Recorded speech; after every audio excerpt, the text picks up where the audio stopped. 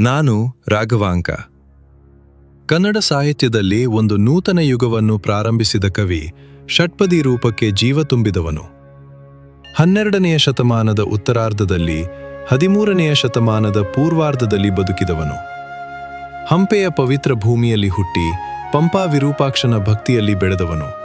ನನ್ನ ಗುರು, ನನ್ನ ಮಾವ, ಮಹಾಕವಿ ಹರಿಹರ ಅವರಿಂದಲೇ ನನಗೆ ಕಾವ್ಯದ ದೀಕ್ಷೆ, ಜೀವನದ ದಿಕ್ಕು. ಆದರೆ ನಾನು ಅವರ ನೆರಳಲ್ಲೇ ಉಳಿಯಲಿಲ್ಲ. ನನ್ನದೇ ದಾರಿ, ನನ್ನದೇ ಶೈಲಿ, ನನ್ನದೇ ಧೈರ್ಯ. ಜನರದೇ ಧೈರ್ಯ. ಜನರು ಬದುಕಬೇಕೆಂದು ಕಾವ್ಯ, ಇದು ನನ್ನ ಉದ್ದೇಶ, ನನ್ನ ಕಾವ್ಯದ ಆತ್ಮ. ನಾನು ರಚಿಸಿದ ಹರಿಶ್ಚಂದ್ರ ಕಾವ್ಯ ಕನ್ನಡ ಸಾಹಿತ್ಯದ ಅಮರ ಕೃತಿ. ಸತ್ಯವೇ ಶಿವ, ಶಿವವೇ ಸತ್ಯ. ಈ ತತ್ವವನ್ನು ಬದುಕಿನಲ್ಲಿ ಸಾಧಿಸಿದ ರಾಜನ ಕಥೆ. ರಾಜ್ಯ, ಸಂಪತ್ತು, ಕುಟುಂಬ ಎಲ್ಲವನ್ನೂ ಕಳೆದುಕೊಂಡರೂ ಒಂದು ಮಾತಿಗೂ ಸುಳ್ಳು ಹೇಳದ ಸತ್ಯದ ಪ್ರತಿಮೆ. ಅದು ಕೇವಲ ಕಾವ್ಯವಲ್ಲ, ಮಾನವ ಜೀವನದ ಮಹತ್ತರ ಅರ್ಥ. ಆದರೆ ನನ್ನ ಜೀವನ ಸುಲಭವಿರಲಿಲ್ಲ. ನನ್ನ ಕಾವ್ಯವನ್ನು ರಾಜರು ಮೆಚ್ಚಿದರು, ಆದರೆ ನನ್ನ ಗುರು ನನ್ನನ್ನು ಪರೀಕ್ಷಿಸಿದರು.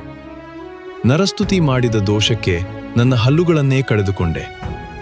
ಆ ನೋವಿನಲ್ಲೂ ನಾನು ಮತ್ತೆ ಎದ್ದೆ. ಶೈವ ಕೃತಿಗಳನ್ನು ರಚಿಸಿ ನನ್ನನ್ನು ನಾನು ಮತ್ತೆ ಸಾಬೀತು ಮಾಡಿಕೊಂಡೆ. ನನ್ನ ಕೃತಿಗಳು ಸಿದ್ಧರಾಮ ಪುರಾಣ, ಸೋಮನಾಥ ಚರಿತೆ, ವೀರೇಶ ಚರಿತೆ. ಇವು ಕೇವಲ ಕಾವ್ಯವಲ್ಲ, ಧರ್ಮ, ಜೀವನ, ಸತ್ಯದ ಪ್ರತಿಬಿಂಬ. ಹರಿಹರನು ಹೇಳಿದ ಕೈಲಾಸ ನಾನು ಕಂಡದ್ದು ಈ ಲೋಕದಲ್ಲೇ. ನನ್ನ ಕಾವ್ಯ ಹೇಳುವುದು ಜೀವನವೇ ಒಂದು ಸಾಧನೆ, ಸತ್ಯವೇ ಒಂದು ಮಾರ್ಗ. ನಾನು ರಾಘವಾಂಕ, ಪ್ರಯೋಗಶೀಲ ಕವಿ.